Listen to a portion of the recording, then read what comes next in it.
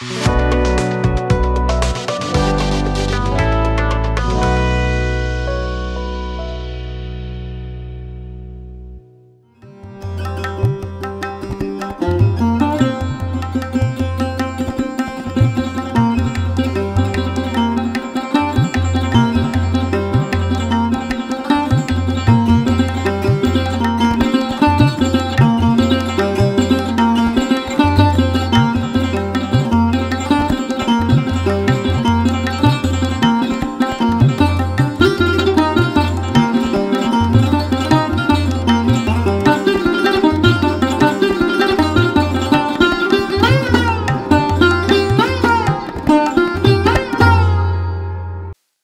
जीशु ख्रीष्ट अति बहुमूल्य नाम संपर्क इंडिया द्वारा प्रस्तुत कार्यक्रम नुआ सकाल आशार आज अध्याय में आपण स्वागत जनाए। प्रभु आपण प्रत्येक को बाहुल्य रूपे आशीर्वाद करंतु। आज जो प्रसंग में प्रभु का वाक्य आलोचना करवा आलोच्य प्रसंग होची मृत्यु पर्यंत कर्मरत माने मृत्यु पर्यंत आमे कार्य करिवार अछि माने कर्मवीर हेबा दरकार। ये दिन मार्ग आप देखिए बहुत वाक्य वीर मान को देखिए कार्य देखिए ना तो आज प्रसंग मृत्यु पर्यंत कर्मरत आपण कर्म लगी रहा दरकार कारण मृत्यु पर आउ किछि करि हबो नै मला पर आउ कोनोसी काम नै जदि कि उत्तम काम करिवार अछि कहारी को सहाय्य करिवार अछि अनुष्ठान पाई किछि करिवार अछि प्रभु को राज्य पाई किछि करिवार अछि देश पाई किछि करिवार अछि करि दै थांतु कारण या परे हमें करिवा पाई चाहिए भी हम ना मृत्यु पर कौन काम कर खबर रे कौन काम अच्छी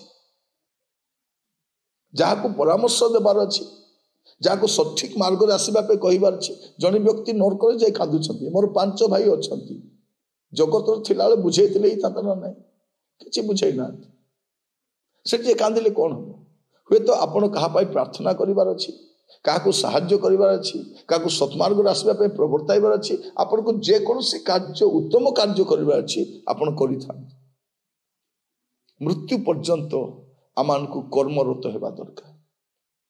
उपदेशक 9 अध्याय तार 10 पद कौन लिखा जाउछि तुम हस्त जेकोसी कार्य करने को पाए ता अपना शक्ति रे करो तुम्हें जो स्थान को जाऊछ से कबर रे कौन सी कर्म कि कल्पना कि विद्या कि ज्ञान नहीं।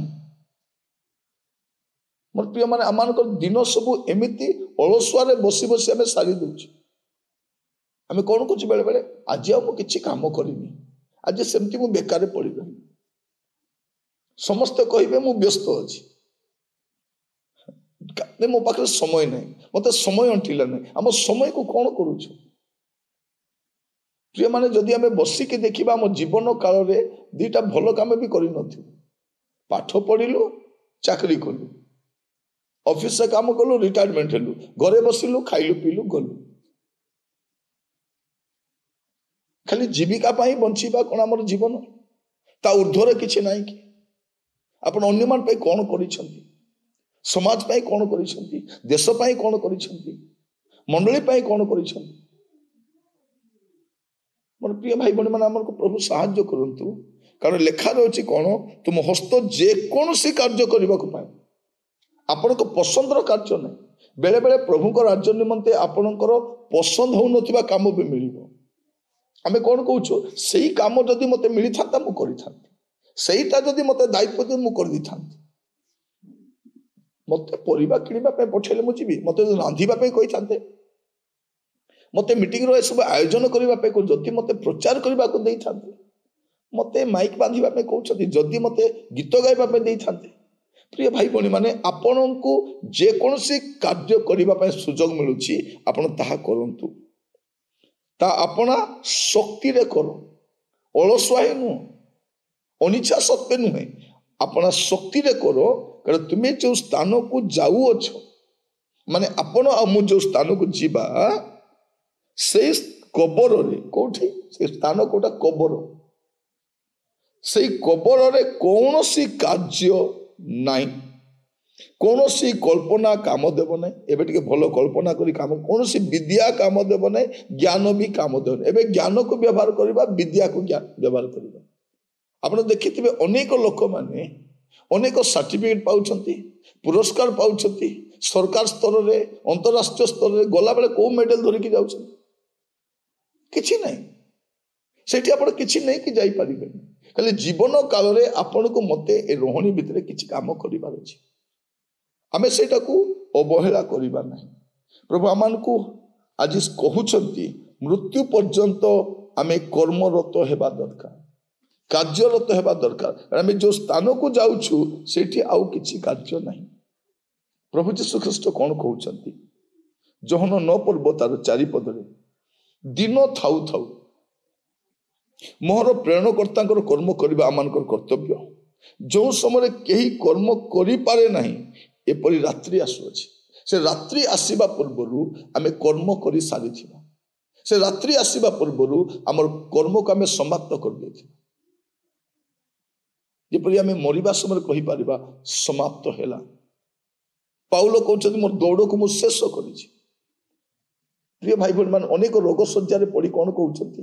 ମୁଁ ସେ କରିଥିଲେ ହେଇଥାନ୍ତା, ମୁଁ କରିଲି ନାହିଁ, ଏବେ ତ ମୁଁ କରିପାରିବି ନାହିଁ, ମୋର ତ ଅସୁସ୍ଥ ହେଇଗଲା, ମୋର ରୋଗ ହେଇଗଲା, ମୁଁ ତ ଯାଇପାରୁନାହିଁ, ମୁଁ ଯିବା ପାଇଁ ଚାହୁଁଛି, ଯିବା ପାଇଁ ଚାହୁଁଛନ୍ତି ଏବେ ପଳେଇଥାନ୍ତୁ, କରିବା ପାଇଁ ଚାହୁଁଛନ୍ତି ଏବେ କରିଦେଇଥାନ୍ତୁ, ଉପକାର କରିଦିଅନ୍ତୁ, ସାହାଯ୍ୟ କରିଦିଅନ୍ତୁ, ପରେ କରିବା ପାଇଁ ଚାହିଁଲେ କିଛି କରିପାରିବ ନାହିଁ। ତେଣୁ ଆମେ ମୃତ୍ୟୁ ପର୍ଯ୍ୟନ୍ତ କର୍ମରତ ହେବା। ଆମେ ଜାଣୁନା ମୃତ୍ୟୁ କେତେବେଳେ ଆସିବ। ପ୍ରଭୁ ଯୀଶୁ କହୁଛନ୍ତି ଦିନ ଥାଉ ଥାଉ ଆମର କାର୍ଯ୍ୟକୁ ସମାପ୍ତ କରିବା ଅଛି। ଆଜି ପ୍ରାର୍ଥନା କରିବା, ପ୍ରଭୁଙ୍କୁ କହିବା ପ୍ରଭୁ ମୋତେ ସାହାଯ୍ୟ କର, ଯେପରି ଆପଣ ଦେଇଥିବା କାର୍ଯ୍ୟକୁ ମୁଁ ସମାପ୍ତ କରିବା। ମୋର ପ୍ରିୟ ଭାଇ ଭଉଣୀ ମାନେ, ମୁଁ ଆପଣଙ୍କୁ ଏନକରେଜ କରିବା ପାଇଁ ଚାହେଁ, ଆପଣ ଯଦି ଭଲ ଲେଖି ଜାଣିଛନ୍ତି ଲେଖନ୍ତୁ, କବିତା ଲେଖନ୍ତୁ, ଗୀତ ଲେଖନ୍ତୁ, ଅନୁବାଦ କରନ୍ତୁ, ଘରେ ବସି କିଛି କାର୍ଯ୍ୟରେ ସାହାଯ୍ୟ କରନ୍ତୁ। ଆମେ ଅନେକଙ୍କୁ ଦେଖୁଛୁ ବହି ଗୁଡାକ ଲେଖିଛନ୍ତି, ସେମାନେ ନାହାନ୍ତି କିନ୍ତୁ ବହି ଗୁଡ଼ିକ ଏବେ ଅଛି, କବିତା ଗୁଡ଼ିକ ଅଛି, ତାଙ୍କ ରଚନା ଗୁଡ଼ିକ ଅଛି, ଉତ୍ତମ କାର୍ଯ୍ୟ ଗୁଡ଼ାକ ରହିଛି। ଲୋକେ କୁହନ୍ତି ଏଇଟା ସିଏ କରିଛନ୍ତି, ସେଇ କାମଟା ସିଏ କରିଛନ୍ତି। ଆପଣ କିଛି କରନ୍ତୁ, ଆପଣ କରନ୍ତୁ,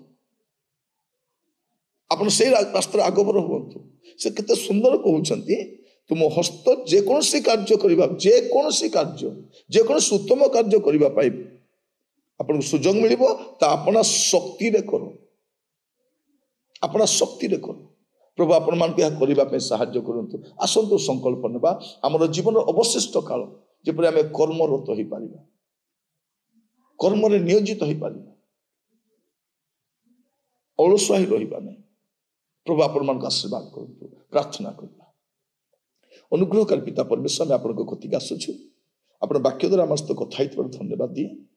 ପ୍ରଭୁ ଆଗକୁ ଆମେ ଯେପରି କର୍ମରତ ହେଇପାରିବୁ, ଆମର ସମୟକୁ ଠିକ ଭାବରେ ବିଭକ୍ତ କରି ସମସ୍ତ କାର୍ଯ୍ୟକୁ ସମାପ୍ତ କରିପାରିବୁ, ଆମମାନଙ୍କୁ ସାହାଯ୍ୟ କର। ଆଦର ମହିମା ଗୌରବ ଆପଣଙ୍କୁ ଦେଇ ପ୍ରାର୍ଥନା ମୋର ପ୍ରାଣର ପ୍ରିୟ ଯୀଶୁଙ୍କ ନାମରେ ମାଗିଲି, ଆମେନ୍। ପ୍ରଭୁ ଆପଣମାନଙ୍କୁ ପ୍ରତ୍ୟେକଙ୍କୁ ବାହୁଲ୍ୟ ରୂପେ ଆଶୀର୍ବାଦ କରନ୍ତୁ। ପ୍ରଭୁ ଅନୁଗ୍ରହ କଲେ ନୂଆ ଅଧ୍ୟାୟରେ ଆସନ୍ତାକାଲି ଜଡ଼ିତ ହେବା। ବିଦାୟ ଦିଅନ୍ତୁ। ନମସ୍କାର।